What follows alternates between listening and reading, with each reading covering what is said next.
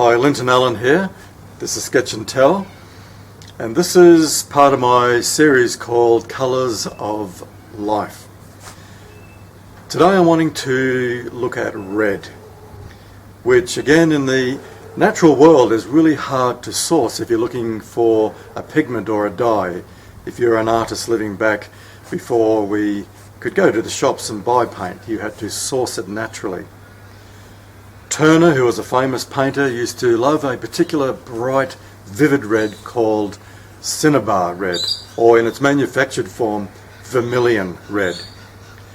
And it is actually a mineral that's mined deep down in the earth, and it is a toxic mercury sulfide mineral. Pliny, who was an ancient Roman historian, described the making of cinnabar as a struggle between two foes, between an elephant and a dragon. And these two troublemakers were always fighting with each other, but in their last epic battle, the dragon wrapped its coils around the elephant and killed it, but as the elephant fell to the ground, the weight of it crushed the dragon. And together their blood merged and formed this cinnabar red, or vermilion red. And it's a marvellous metaphor to describe these two elements, heavy mercury and burning sulphur. The conjunction of the two is, you could see it in the chemical formula, it's HGS. They were equally balanced. But together, that's heavy mercury, that silver, that elephant, and that yellow, that fire breathing sulfur dragon, together they merged and produced this blood red. It's interesting that in the Roman days, the gladiators, the heroes, the gladiatorial heroes used to paint themselves in this cinnabar red. And even the wealthy, because it was a very expensive mineral to get, or a pigment to get, the wealthy women would sacrifice their health to paint it as lipstick on their lips.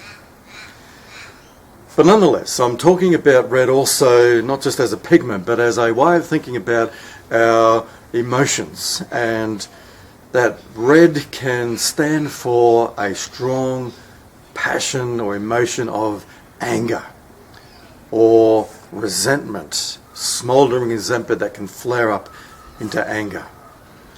Now, anger, of course, it's a natural emotion that we all have in response to imagined or perceived hurts or wrongs or injustices, but it's the way you deal with it that matters. And most of us, including myself, we're not very good at expressing our anger or doing it in a healthy way that's not going to be harmful to ourselves and to those around us.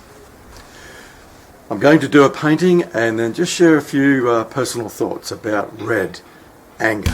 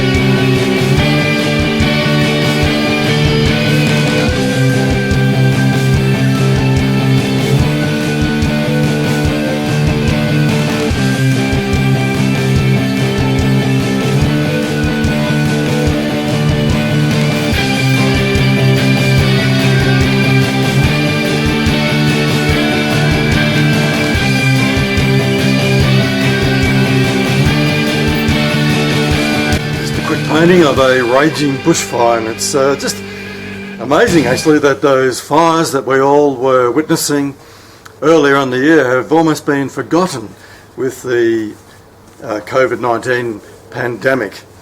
But that's the image that I have when I think of anger, which we can often just kind of try to suppress and hold within us, but it's like embers just glowing there in the bush, and then it only takes something to just fan them into a raging bushfire that can do so much destruction and harm to wide spaces in the bush, but also when it comes to anger, harm to ourselves and to those around us.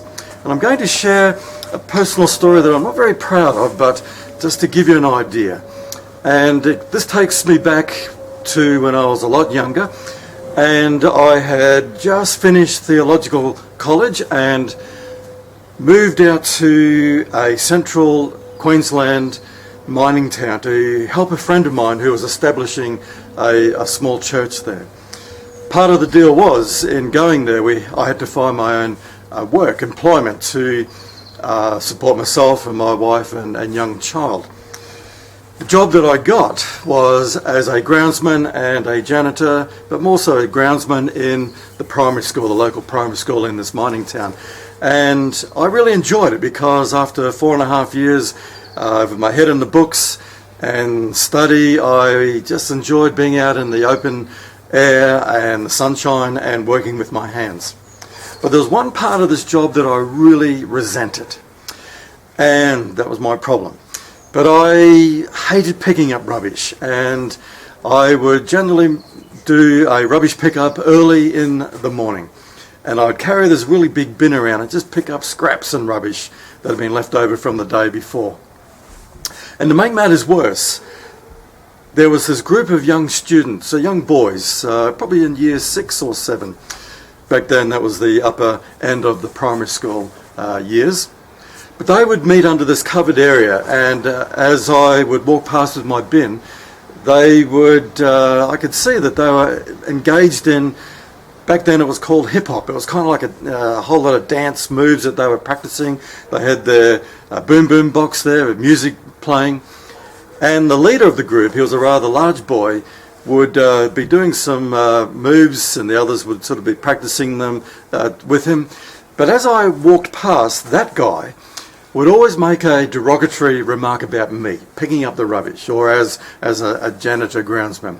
Or he would try and make a joke at my expense, and the others would laugh.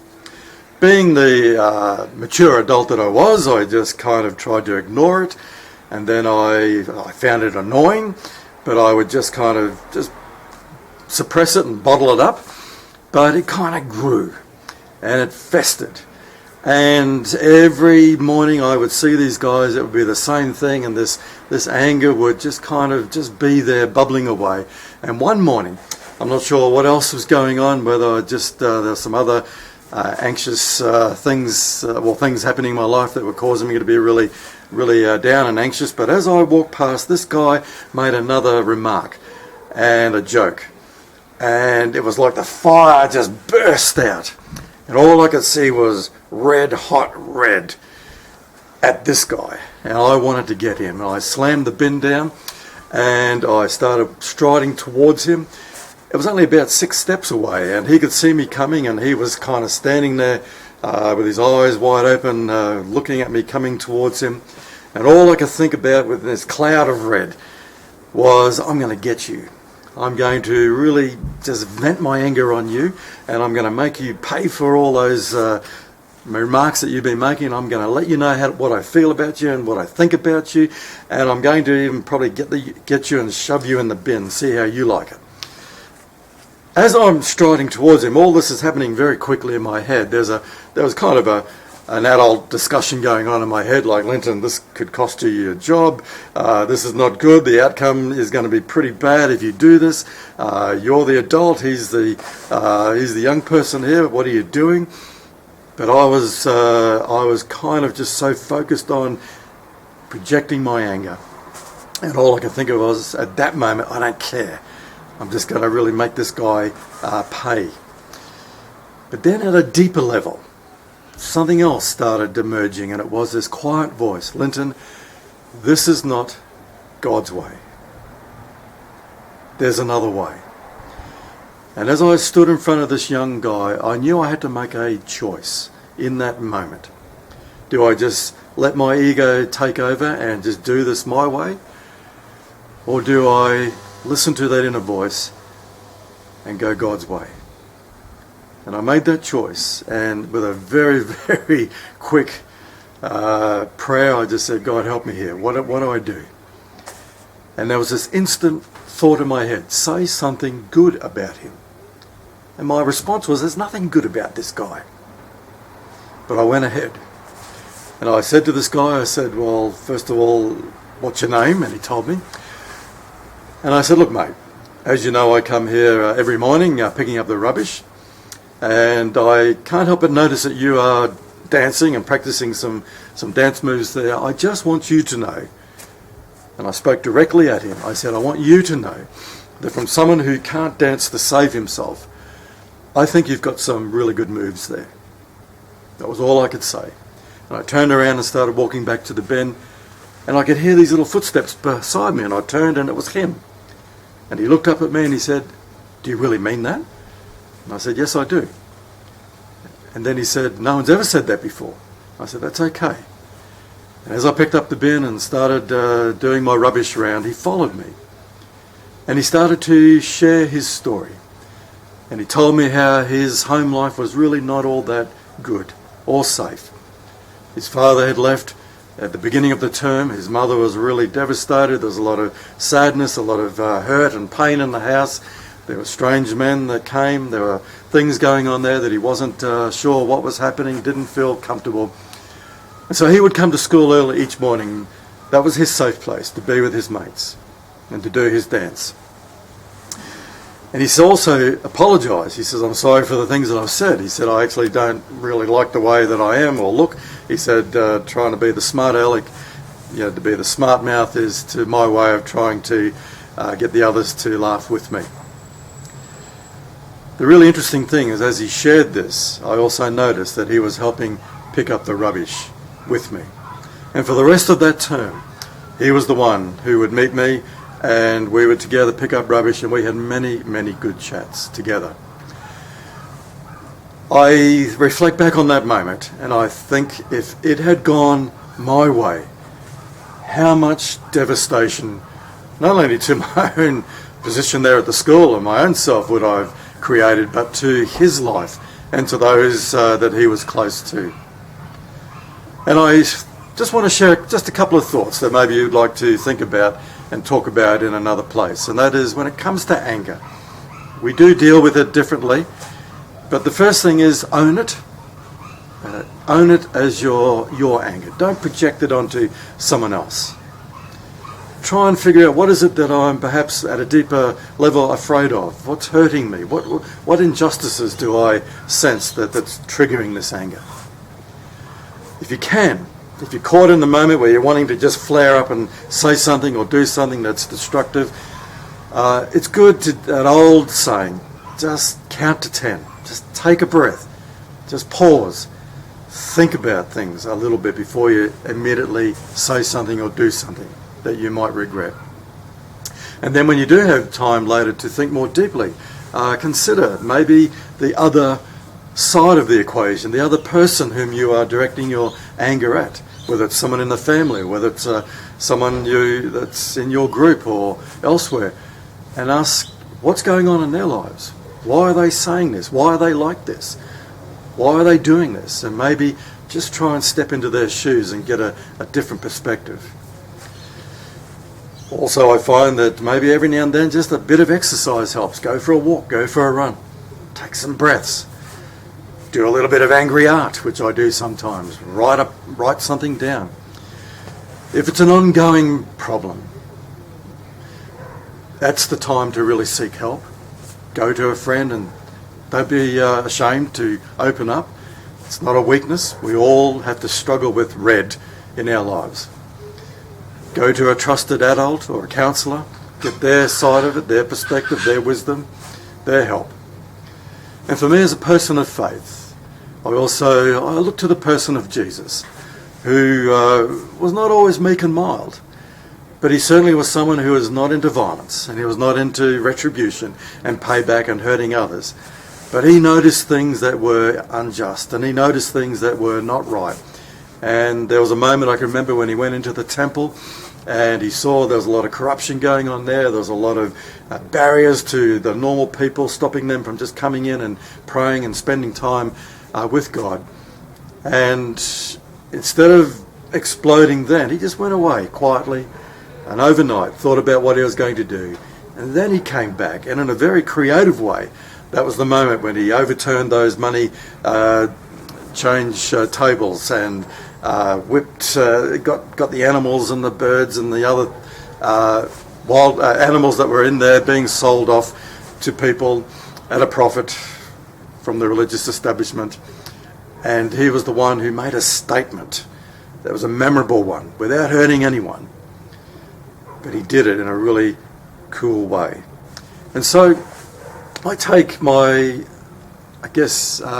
image from that, but also God is with us now in our lives. And there's an aspect of our character that's described in the Bible as fruit of the Spirit. And it's talking about the kind of, changes that God wants to bring about. Just like I can't grow fruit myself, I can tend the ground and water the plant, but I can't actually make the fruit. But when it comes to those aspects of my character that I'm struggling with, and I really want to change them, that's where God can step in. And as long as I'm willing to say, yes, help me, God is the one who can produce real love, real joy, real peace, real patience, real kindness towards others, goodness and self-control. Thank you for listening. Have a colourful day.